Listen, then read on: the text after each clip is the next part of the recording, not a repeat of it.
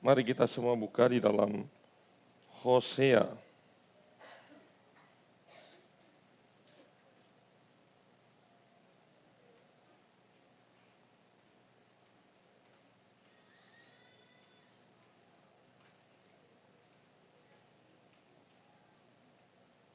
Hosea 4 ayat yang ke-6. Kita buka di dalam Hosea 4 ayat yang ke-6.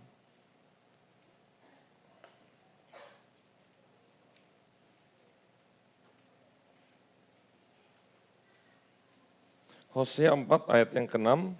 Sudah semua mendapatkan, katakan amin. Ya, kita baca bersama-sama 1, 2, 3.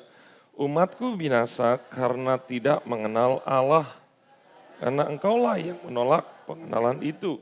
Maka aku menolak engkau menjadi imamku, dan karena engkau melupakan pengajaran Allahmu, maka aku juga akan melupakan anak-anakmu. Dalam terjemahan lain di sini dikatakan umatku binasa karena mereka tidak berpengetahuan. Kurang pengetahuan ternyata akan apa? Akan firman Tuhan. Jadi kalau orang-orang Kristen yang tidak bertumbuh, pengetahuannya tidak cukup, pengetahuan di sini bukan pengetahuan dunia, tetapi pengetahuan tentang firman Tuhan. Maka orang tersebut rawan binasa. Tetapi kalau kita lihat di sini, Tuhan itu melupakan atau meninggalkan orang-orang umat pilihan di dalam Hosea ini, sehingga Tuhan murka karena apa? Coba kalau kita lihat, perhatikan baik-baik. Di sini dikatakan umatku binasa karena tidak mengenal Allah atau karena kurang pengetahuan. Tetapi kesalahan daripada orang-orang Israel adalah satu aja. Karena orang Israel apa? Menolak pengenalan itu. Pengenalan akan apa? Firman Tuhan.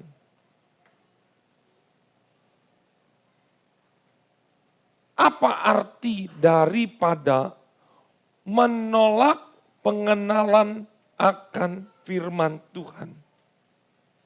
Artinya adalah mungkin orang-orang Israel di zaman itu masih suka beribadah. Atau jelas-jelas mereka sudah tidak lagi datang ke gereja. Ini ada tingkatannya. Kalau yang tidak datang lagi beribadah ke bait Allah, itu mah udah jelas. Mereka menolak. Itu tahapan yang paling parah. Sudah sama sekali tidak beribadah, mau Natalan, mau Paskah, mau acara ibadah-ibadah biasa, tidak lagi datang ke gereja. Itu untuk terapannya di masa kini. Orang-orang Kristen yang selalu ketika waktunya beribadah tetapi dia tidak mau beribadah, itulah yang dimaksud firman Allah, mereka menolak mengenal firman Tuhan. Itu yang pertama. Yang kedua, mereka adalah golongan-golongan yang masuk beribadah. Betul, mereka setia ibadah sama seperti kita ini. Datang ke gereja, mendengarkan firman Tuhan. Sama. Tetapi ada golongan orang-orang yang dikategorikan menolak firman Allah. Artinya apa? Ketika firman diberitakan, dia itu tidak sampai di dalam hati. Maksudnya bagaimana? Dijelaskan di dalam Matius 13 ayat yang ke-14. Coba kita buka Matius 13 ayat yang ke-14. Mungkin Bapak Sugeng bisa bacakan. Matius 13 ayat yang ke-14.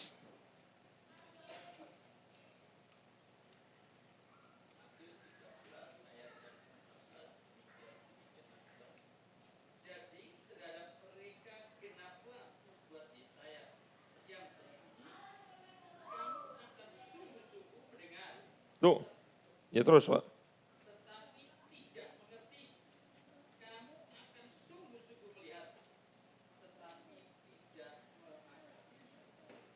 Tuh lihat. Di situ dikatakan, kamu akan mendengar, Matius 13 ayat 14, kamu akan mendengar dan mendengar, tadi itu versi yang paling terbarunya ya. Cuman versi yang sekarang saya akan kasih tahu, tadi dikatakan memahami, ya. Kalau di sini menanggap, itu bedanya. Di sini dikatakan versi yang lama, yang Bapak Ibu di Alkitab juga ada, kamu akan mendengar dan mendengar, sama ya. Kamu akan mendengar firman Tuhan, kamu akan beribadah setiap minggu dan minggu. Terus mendengar, tetapi tidak mengerti. Kamu akan melihat, kamu akan melihat Alkitab, kamu akan melihat datang ke gereja, kita melihat kiri kanan saudara kita, melihat firman Tuhan. Namun, tidak, apa tadi Pak?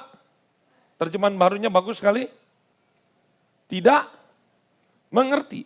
Kalau di sini tidak menanggap. Tidak ada perubahan apapun. Wah ini bahaya Bapak Ibu. Menjadi tantangan orang Kristen adalah bukan hanya sekedar ke gereja. Tetapi ketika kita ke gereja, kita pulang, kita harus tanyakan. Tadi saya ke gereja kira-kira dapat makan apa enggak? Atau cuman nganterin orang lain makan, sedangkan kita sendiri enggak dapat makan apa-apa. Itu bahaya.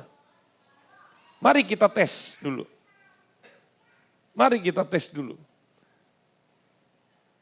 Apakah kita termasuk bagian orang yang mendengar tetapi tidak mengerti? Atau kita mendengar tetapi kita mengerti? Tadi firman Tuhan di awal, kitab apa? Ya, oh ini Matius kan. Kitab apa? Mungkin kalau lebih bagus lagi pasalnya berapa? Nah, itu dia. Bersyukur kita yang nangkep. Nggak usah dulu artinya. Kitabnya dulu. Sama kemarin saya hari Minggu memberitakan firman Tuhan. Di situ saya katakan, ada orang-orang Kristen yang mendapatkan karunia mendengarkan suara Tuhan. Karena apa? Karena ada orang-orang Kristen yang tidak diberikan karunia mendengar suara Tuhan. Ini penting. Bapak Ibu, kalau Bapak Ibu bisa berubah, Bapak Ibu bisa mengerti, memahami, itu berarti Bapak Ibu mendapatkan kemurahan Tuhan untuk supaya Bapak Ibu bisa berubah. Karena ada banyak orang Kristen yang mendengar tapi tidak mengerti, melihat tapi tidak menanggap. Alasannya kenapa? Coba baca di ayat 15, Matius 13 ayat 15. Sebab hati bangsa ini telah menebal, telinganya berat mendengar dan matanya melekat tertutup. Supaya jangan mereka melihat dengan matanya dan mendengar dengan telinganya dan mengerti dengan hatinya lalu berbalik sehingga aku menyembuhkan mereka. Artinya apa? Ada banyak orang Kristen yang berpuluh-puluh tahun ikut Tuhan tapi tidak mengalami pemulihan. Rumah tangganya begitu-begitu aja tidak mengalami pertumbuhan. Ekonominya tidak mengalami pertumbuhan, apalagi rohaninya tidak mengalami pertumbuhan. Karena apa? Karena matanya tertutup, telinganya tertutup.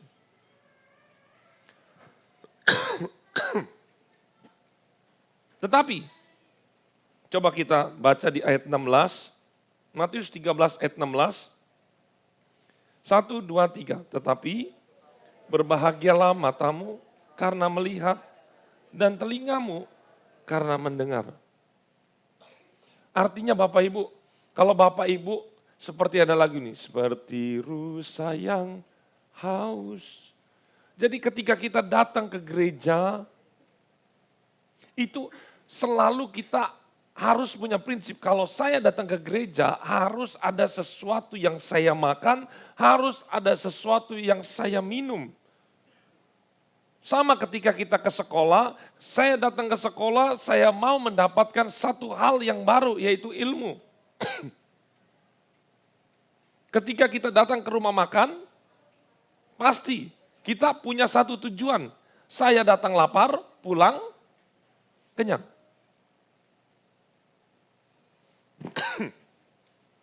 Itu harus punya prinsip seperti itu.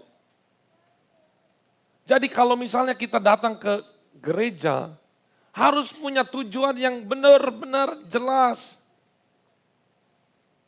Saya rindu kita semua datang ke tempat ini. Kita mendengar, kita mengerti. Dan satu hal yang saya mau ajak, kita mau sama-sama merasakan kasih Tuhan. Sebentar, saya tidak akan lama firman ini, tetapi ini menjadi bahan perenungan kita. Maukah kita bertumbuh? Maukah kita makan dan minum? Ingat, jangan ditolak. Sangat sedih rasanya ketika pelayanan Yesus. Setiap Yesus pelayanan dimanapun, saya selalu baca Alkitab itu, selalu menemukan satu kesamaan. Mulai dari Matius, Markus, Lukas, Yohanes. Setiap Yesus jalan kemanapun, selalu di situ ada orang Farisi dan ahli Taurat. Saya sangat sedih kepada mereka. Karena mereka itu selalu mendengar firman Yesus. Tetapi mereka mendengar firman bukan untuk makan dan minum. Mereka mendengar firman untuk satu, mencari kesalahan Yesus. Mereka mendengar firman yang kedua, untuk apa? Dibanding-bandingin.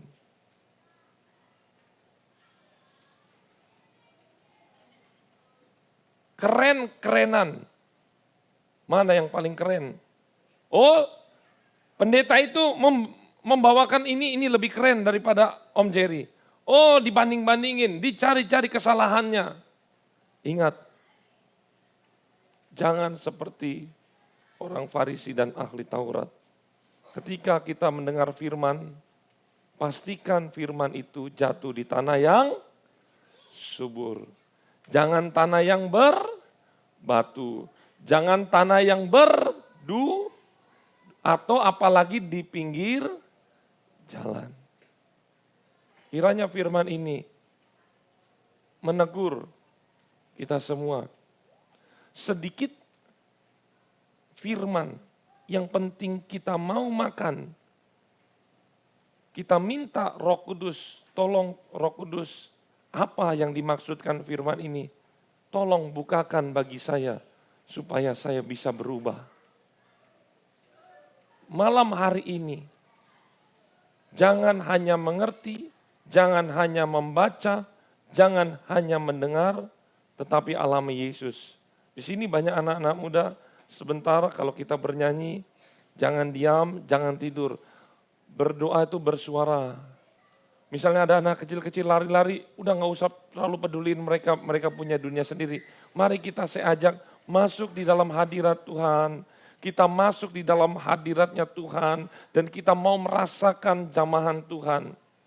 Kalau ada yang mau menangis, jangan tahan tangisanmu. Kalau ada yang ingin mengangkat tangan, enggak usah malu-malu. Biarkan Roh Kudus menuntunmu dan supaya kita ini benar-benar menjadi orang yang bertumbuh. Saya kadang-kala memberi perhatian khusus kepada orang-orang dewasa secara khususnya. Karena saya kalau berdoa kan saya muter-muter, saya lihat, perhatiin. Kadang Roh Kudus itu melawat justru anak-anak yang masih kecil, masih SD. Mereka merasakan perjumpaan dengan Tuhan. Pertanyaan saya, kok orang-orang yang sudah besar, kok masih bengong aja? Awas loh. Itu harus menjadi bahan koreksi. Kita harus bertanya, Roh Kudus kenapa kok ketika saya berdoa kok kayaknya nggak ada apa-apa. Tetapi kenapa anak-anak itu justru dia dilawat oleh Tuhan. Anak-anak itu paling suka main dan paling sulit itu berdoa seperti ini. Tapi kalau anak-anak pun dilawat, ini menjadi teguran keras kepada yang sudah dewasa. Saya ajak semua malam hari ini untuk kita merasakan kebaikan Tuhan. Mari kita masuk di dalam doa. Pujian yang tadi.